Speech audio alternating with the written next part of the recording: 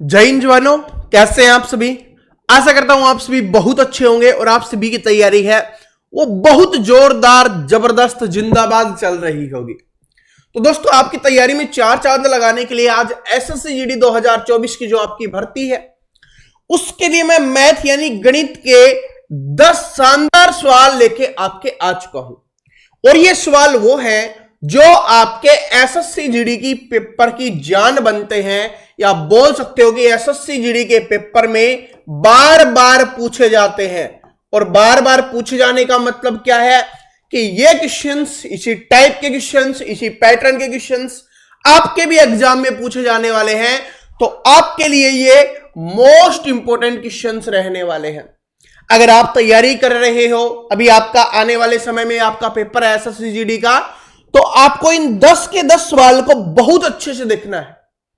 और as it is type के questions आपके पेपर में आपको देखने के लिए मिलेंगे और बहुत सारी चीजों का रिवीजन आपका हो जाएगा।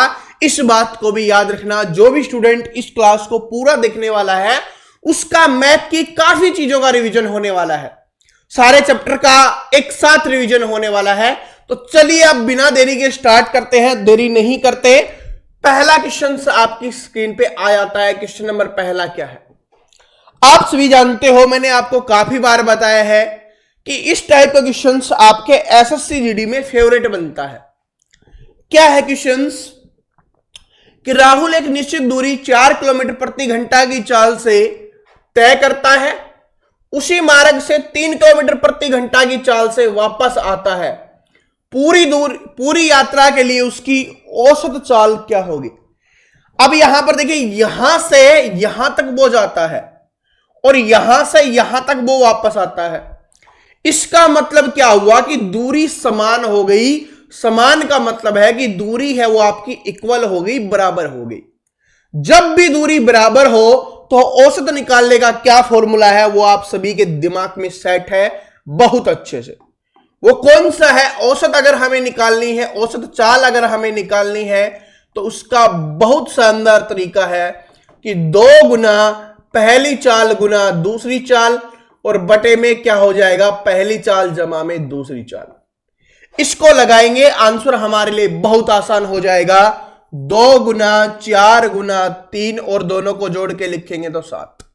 4 तिये 12 और दूनी 24, कितना आ गया? 24 बटे 7 आ गया। 7 तिये 21, 3 दशमलव समथिंग आएगा, 3 दशमलव समथिंग इसी में दिया गया है। तो ऑप्शन नंबर सी क्या हो जाएगा आपका, यहां पे करेक्ट आंसर हो जाएगा। कुछ नहीं करना, 2 चीजों का ध्यान रखना है, और वो क्या है कि अगर दूरी बराबर दी गई है और औसत चाल हमसे पूछी गई है तो ये हमारा फॉर्मूला रहने वाला है। इसको आपको याद कर लेना है। जिसको याद नहीं था याद कर लो, जिसको याद है उसका रिवीजन हो गया है। ठीक है जी। तो ये वाला क्वेश्चन इंपॉर्टेंट क्वेश्चन है और ये बार बार आपके एग्जाम में आएगा। देखना कितने शिफ्टों में क्वेश्चन पूछा जाता है। चलिए अब क्वेश्चन नंबर दूसरे की बात करते हैं, और दूसरे वाला ये क्वेश्चन भी बार बार आपके एग्जाम्स में रिपीट होने वाला है।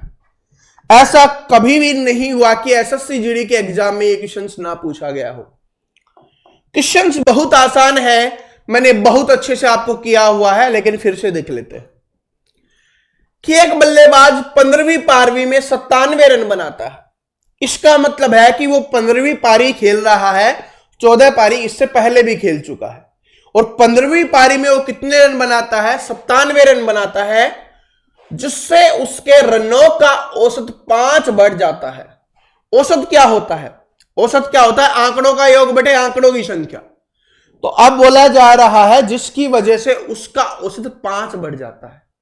इसका मतलब 14 पारी में चाहे वो कितने भी रन बना रहा हो, सभी का उसने 5 रन बढ़ा दिया है। इसका मतलब क्या हुआ कि वो कितने भी रन बना रहा हो, सभी का उसने 5 बढ़ा दिया है। इसका मतलब क्या हुआ, ये बात समझ में आ गई ना कि 14 पारी जो पिछली थी उन सभी का इसने 5-5 बढ़ा दिया है।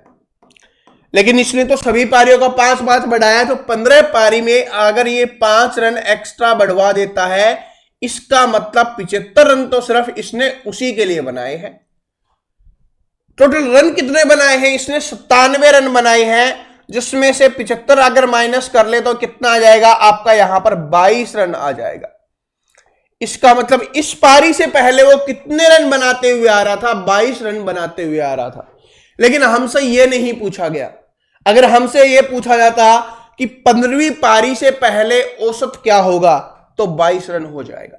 देखिए एग्जाम में जो जो पूछ सकता है मैं बता रहा हूं, ध्यान से सुन लेना कि 15वीं पारी से पहले औसत कितना था, तो 22 रन कर देते। पुराना या पहले का औसत कितना था, तो 22 रन कर देते। हमसे पूछेगा कि 15वीं पारी के बाद या नया औसत, कुछ भी आपसे पूछ सकता है, वो हमसे पूछा गया है। तो 22 रन पहले बना रहा था, अब 5 रन इसका इंक्रीज हो गया। इसका मतलब अभी औसत कितना हो गया? 27 रन हो गया। तो नया औसत या 15वीं पारी के बाद जो औसत होगा वो 27 रन हो जाएगा। ऑप्शन नंबर बी आपका करेक्ट आंसर हो जाएगा। समझ में आ गया? इस क्वेश्चन को अपने दिमाग में सेट कर लेना, बहुत आसान है कि भाई 15वीं पारी में 97 रन बनाता है, सभी का 5-5 बढ़ जाता है, 15 5 75, 97 में से 75 गया 22। इसका मतलब पहले एवरेज 22 आ रहा था, नया कितना हो गया? 22 + 5 27 हो गया। ऐसे आपको करना है, ऐसे चुटकियों में आंसर निकलेगा। अब चलते हैं क्वेश्चन नंबर 3 की तरफ। क्वेश्चन नंबर तीसरा क्या है आपका? देखिए आज सुबह ही मैंने इस टाइप के क्वेश्चंस करवाए थे, चक्रवृद्धि ब्याज वाला, जिससे आप आसानी से आंसर कर सकते हो। जिसने वो 15 मिनट की क्लास थी, भी सिर्फ 15 मिनट की वीडियो मैंने डाली थी, अगर वो देखी होगी तो इसका आंसर ऐसे निकलोगे, सेकंडों में आंसर निकलेगा। क्या है कि कितने वर्षों में 800 रुपए की धनराशि 10% वार्षिक दर से 926.10 हो जाती है, जबकि ब्याज है वो अर्धवार्षिक रूप से संयोजित होता है। इसीलिए तो ये इंपॉर्टेंट है, क्योंकि इसमें कुछ बातें मैं आपको समझा दूंगा। अर्धवार्षिक संयोजित हो रहा है। अर्धवार्षिक इसका मतलब है कि हर 6 महीने में ब्याज लिया जा रहा है। तो साल में कितनी बार 6 महीने आते हैं? 2 बार आते हैं। तो ब्याज की दर जो वार्षिक दी हुई थी उसको अर्धवार्षिक बनाएंगे तो कितनी हो जाएगी? 5% हो जाएगी। कितनी हो जाएगी दोस्तों? 5% क्या हो जाएगी? आपकी दर हो जाएगी। अब यहां पर अर्धवार्षिक आ रहा है, ठीक है। तो पहले देखो कि 926 रुपए हो रहे हैं, इसमें से 926.10 में से 800 रुपए हम माइनस कर दें, हमें ब्याज का पता चल जाएगा जो 126.10 हो गया। ये क्या हो गया? ब्याज हो गया। अब ये निकाल लो कि ब्याज कितना प्रतिशत है। अगर इतना आपने निकाल लिया, आंसर निकल गया। किसका होगा? 800 का। 800 का कितना प्रतिशत है ये हमें निकालना है। तो प्रतिशत के लिए 100, जो 2 दशमलव हटाएंगे, यहां से हट गया ये दशमलव और बटे में 100 आ गया। तो 100 से तो 100 कैंसिल हो गया, इसमें तो कुछ करना ही नहीं है। 0 से 0 कैंसिल हो गई। अब यहां पे 8 से भाग दे लो, 8 से भाग दे लो और लास्ट में एक दशमलव लगा देना है, क्योंकि एक 0 हमारे पास बची हुई है। देखिए क्या है, 8 से भाग देंगे, 8 एकम 8, कितना बच गया? 4 46, 8 पंजे 40, उसके बाद ये बच गया, ठीक है। ये दशमलव तो उसकी 0 की वजह से मैंने आपको यहां पर लगा दिया है, ठीक है। 40, कितना बच गया? 61, अंठे अंठे 64 नहीं होता, 8 7 होता है। तो 15.7 और समथिंग आगे आने वाला है। आगे नहीं करना, क्योंकि आगे करोगे समय वेस्ट होगा। जैसे ही 15.7 आ गया तो ये कितने साल का ब्याज होता है? अरे चक्रवृद्धि ब्याज में जब दर 5% हो, मैंने आपको बताया था कि 15.76 जो आगे आपको पूरा बताया था, वो वाला याद है? बस। तो ये किसका हो जाएगा? 3, यानी 3 अर्धवार्षिक का हो जाएगा। किसका हो जाएगा? 3 अर्धवार्षिक। 3 अर्धवार्षिक का हो जाएगा। 3 अर्धवार्षिक। और 3 अर्धवार्षिक में साल कितने होते हैं, कितने वर्ष हमसे पूछा गया है? तो 6 महीने 6 महीने 6 महीने 18 महीने, और 18 महीने को हम क्या बोलते हैं? 1.5 वर्ष बोलते हैं, 1.5 साल बोलते हैं। तो option number A correct answer हो जाएगा। ठीक है, बस ये निकाल लो कि ब्याज कितना प्रतिशत है, उसके बाद वही काम आने वाला है। मैंने आपको सुबह वाली में बताया था 5% और 10% के सभी याद कर लेना, 2 3 4 साल के। जिसने वो वाली क्लास नहीं देखी, इसके बाद देख लेना, ठीक है। कहीं अभी भाग जाओ, अभी ये इंपॉर्टेंट है, ये ज्यादा इंपॉर्टेंट है, क्योंकि इसमें मैंने उसका रिवीजन भी करवा दिया है, और उसमें तो देख लोगे 15 मिनट की क्लास है वो। समय बिल्कुल वेस्ट नहीं करते, क्योंकि मुझे पता है कि अब आपका जो समय है कितना महत्वपूर्ण है। क्वेश्चन नंबर 4 पे चलिए, और ये वाली टाइप बार बार रिपीट होती है, बार बार रिपीट होती है, कुछ नहीं करना, इसमें सिर्फ कैलकुलेशन आपको करनी होती है। जो स्टूडेंट कैलकुलेशन जल्दी कर लेगा वो आंसर जल्दी निकाल लेगा, बाकी निकाल तो सभी लेंगे। एक कार का वर्तमान मूल्य दिया गया है 8,50,000 रुपए। कितना दिया गया है? 8,50,000 रुपए कार का वर्तमान मूल्य दिया गया है। इसका मूल्य 10% प्रति वर्ष की दर से मूल्य ह्रास हो रहा है,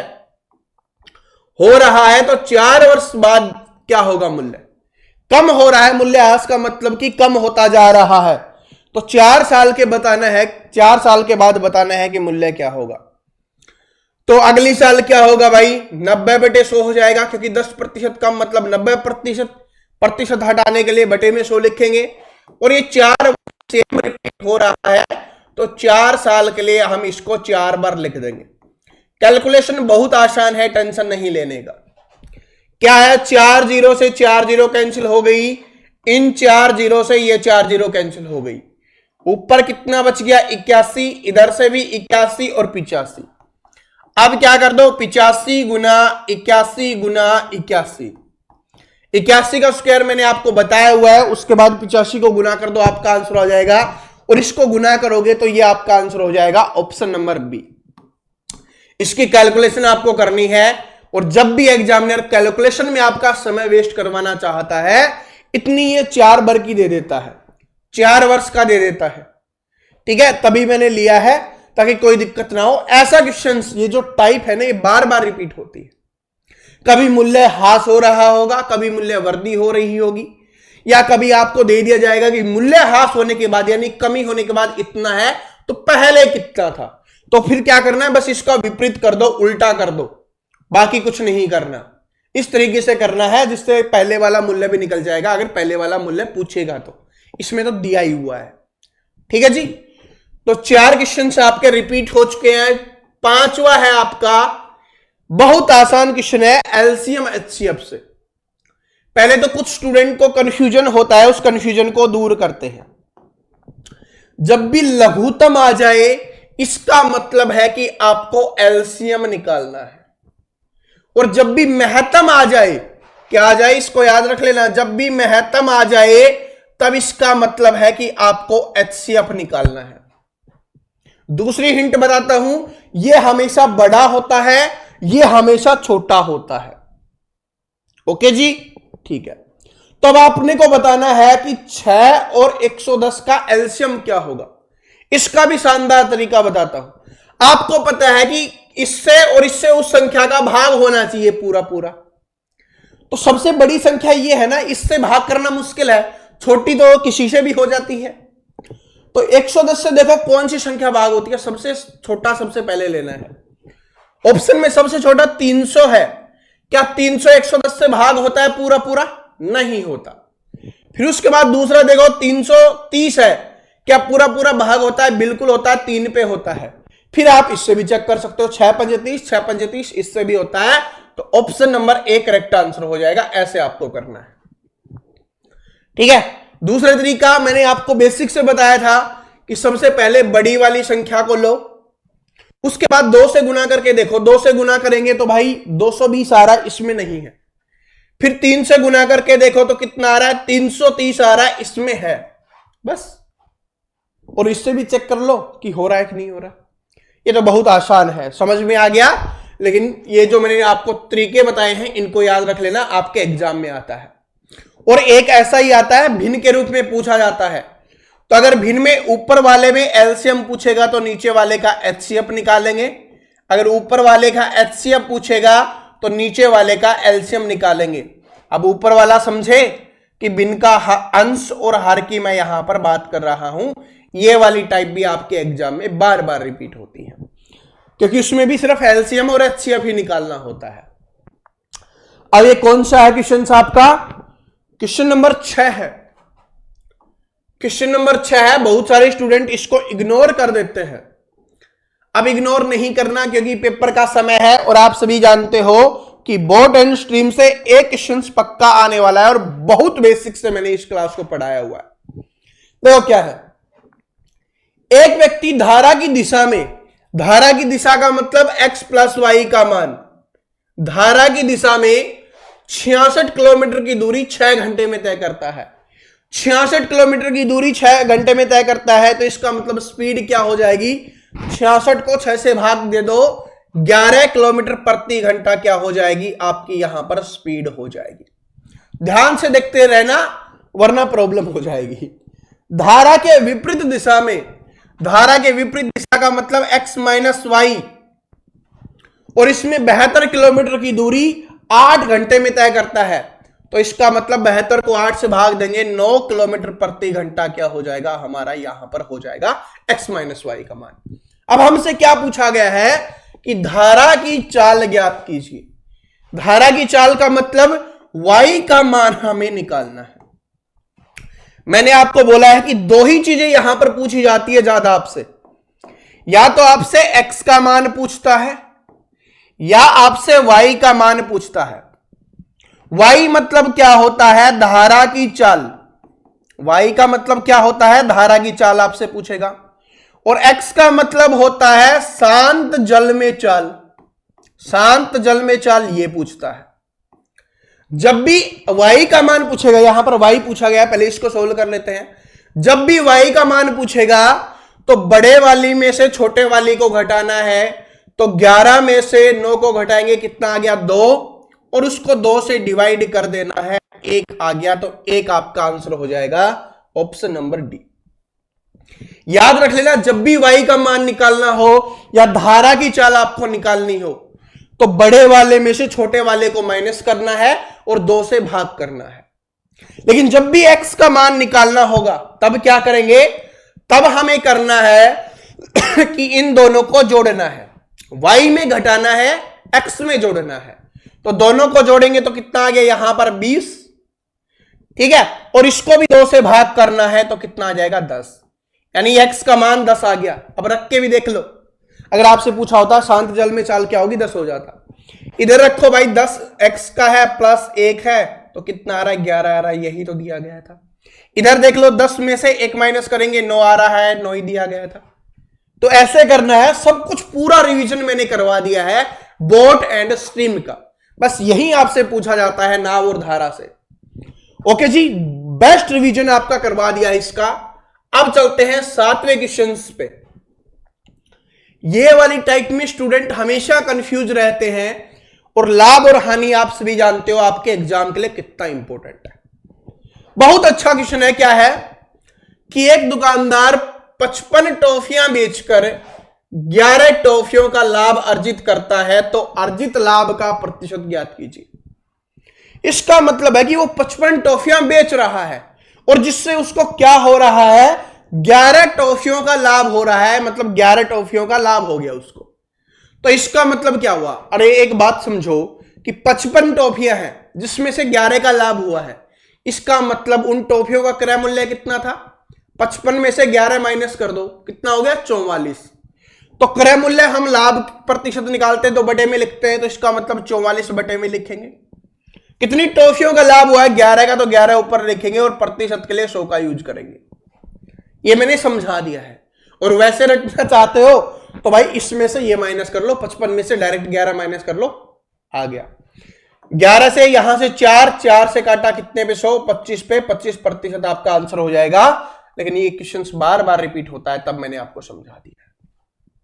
ओके जी, लाभ हुआ है तो इसमें से माइनस किया है हमने, तब हमारा क्रय मूल्य निकला है। हानि होती तो इसमें जोड़ के लिखते, तब हमारा क्रय मूल्य लिखता।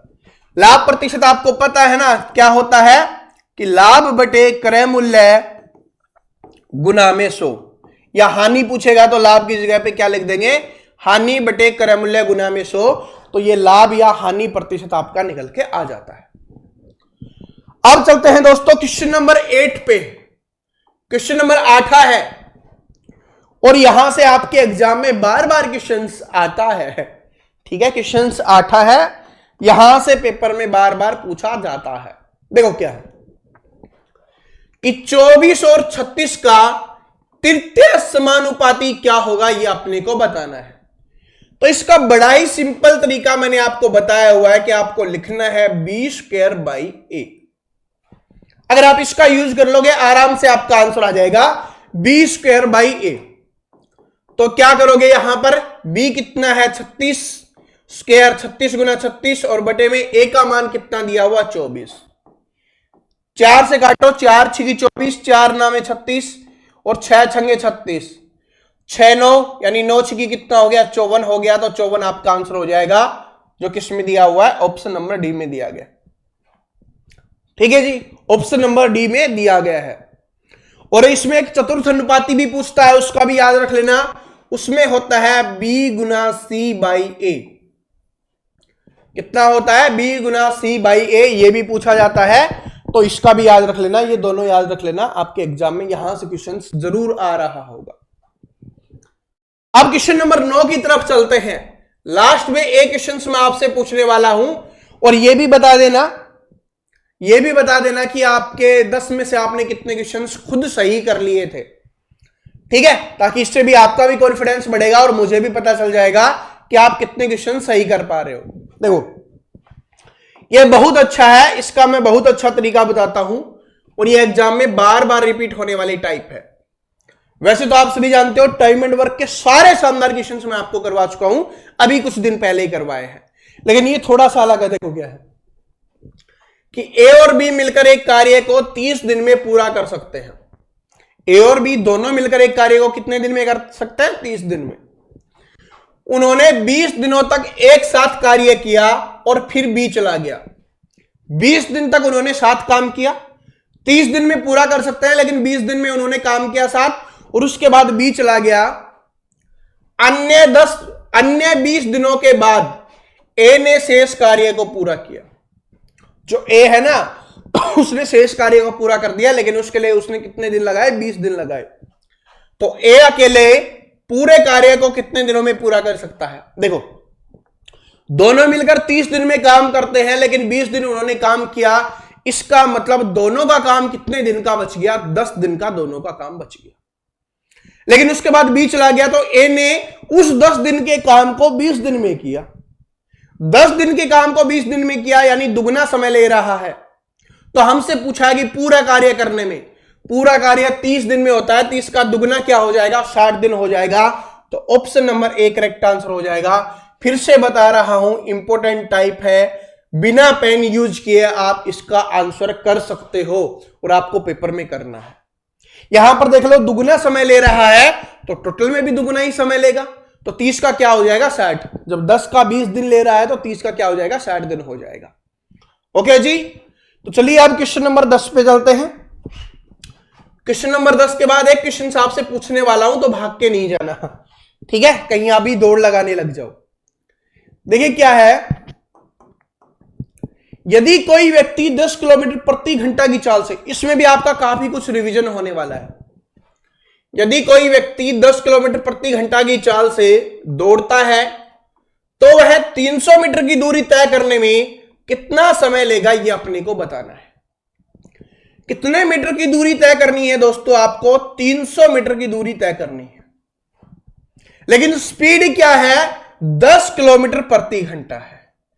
तो 10 किलोमीटर प्रति घंटा है तो हमें इसे मीटर पर सेकंड में बनानी पड़ेगी। किलोमीटर प्रति घंटा है, इसको हमें मीटर पर सेकंड में बनाना पड़ेगा। तो मैंने आपको क्या बताया था कि जब भी हमें बड़े से छोटा बनाना होगा, किलोमीटर प्रति घंटा बड़ा है, मीटर पर सेकंड छोटा है, तो जब भी हमें बड़े से छोटा बनाना होगा तो हम उसको 5/18 से गुना कर देंगे, क्योंकि 18 ऊपर चला जाएगा। याद रखना किससे? 5/18 से। जब भी बड़े से छोटा बनाना है, जो बनाना है ना छोटा बनाना है, तो छोटा ऊपर रहेगा। और अगर हमें बड़ा बनाना होता तो 18/5 से हम गुना करते, ठीक है? और इसका मैंने बेसिक क्लास में समझाया हुआ है क्यों करते हैं। अभी सिर्फ इतना याद कर लो, रिवीजन क्या समय है। बस काट दो, 50 से काटो, कितने पे? 6 पे। कितना आ जाएगा? 18 × 3 = 54, 108। 108 सेकंड आपका आंसर हो जाएगा, 108 सेकंड। लेकिन यहां पर 108 सेकंड नहीं दिया हुआ। पहली बात तो ये समझो, 108 सेकंड है, 4, 8, 5 सेकंड नहीं हो सकता, तो ये हो ही नहीं सकते। तो यही आपका आंसर हो जाएगा ऑप्शन नंबर डी। ये है अपना स्मार्ट तरीका। दूसरा 108 है, 1 मिनट 48 सेकंड है, तो 1 मिनट में 60 सेकंड प्लस में 48 है, इसको जोड़ोगे तो 108 सेकंड ही आने वाला है। क्या ये बात समझ में आ गई? ओके जी, ठीक है। ये तो बिल्कुल बेसिक था, लेकिन जो आपको रिवीजन करवाना था ये वाला था, ये आपके एग्जाम्स में बार बार रिपीट होता है, बार बार यूज होने वाला है। जब भी आपसे टाइम, स्पीड एंड डिस्टेंस या ट्रेन का क्वेश्चन पूछा जाएगा तो ये बार बार आपका रिपीट होने वाला है। तो ये 10 क्वेश्चन आपके समाप्त हो गए हैं। ये एसएससी जीडी में कुछ स्टूडेंट पूछते हैं ना सर जी इजी क्वेश्चंस नहीं आते, तो एसएससी जीडी में ये पूछा गया सबसे आसान क्वेश्चन है, आज तक का सबसे आसान क्वेश्चन है। जो भी स्टूडेंट एसएससी जीडी की तैयारी कर रहा है, अगर इस क्वेश्चन को वो 16 नहीं कर पा रहा, इसका मतलब भाई तैयारी छोड़ दे अभी, ठीक है, दूसरे एग्जाम की तैयारी करने लग जा, इसमें सिलेक्शन नहीं होने वाला। इतना आसान क्वेश्चन अगर नहीं हो रहा तो फिर कुछ नहीं हो सकता। कड़वी है बात लेकिन सच्ची है। कमेंट करके बता देना कि 10 में से आपके कितने क्वेश्चन सही हुए हैं। ये वीडियो अच्छा लगा, क्लास अच्छी लगी तो लाइक कर देना, अपने सभी दोस्तों के साथ शेयर कर देना। अरे अब तो शेयर कर दो, अब तो एग्जाम आपका नजदीक आ चुका है, अब तो सभी के साथ शेयर कर देना। और जितने भी नए स्टूडेंट आए हैं और भी बेहतरीन क्वेश्चंस देखना चाहते हैं आपके एग्जाम के लिए, तो अभी चैनल को सब्सक्राइब करके बेल आइकन को प्रेस कर लेना। ऐसे ही शानदार क्वेश्चंस आपको देखने के लिए मिलेंगे। और मैंने चक्रवृद्धि ब्याज और उसके अलावा और कोई भी चैप्टर में आपको प्रॉब्लम आ रही है तो सभी की प्लेलिस्ट का लिंक डिस्क्रिप्शन में दे दिया है। सिर्फ 15-15, 20-20 मिनट की क्लास मैंने डाली है, वीडियो मैंने डाली है, जिससे आपका पूरा चैप्टर रिवीजन हो जाएगा, सारे के बेस्ट से बेस्ट क्वेश्चंस हो जाएंगे। तो आप उसको जरूर देख लेना। आपकी जो भी प्रॉब्लम हो, सारी की सारी प्रॉब्लम सोल्व हो जाएगी, जिस भी चैप्टर में प्रॉब्लम हो। मिलते हैं नेक्स्ट वीडियो में, तब तक हंसते रहिए, मुस्कुराते रहिए, पढ़ते रहिए। और आने वाले समय में जिस भी स्टूडेंट का एग्जाम है, सभी को all the best, best of luck. अच्छे से करना है, अपने सपने को पाना है, जो मेहनत की है उसको पेपर में करके दिखाना है। Thank you, all the best.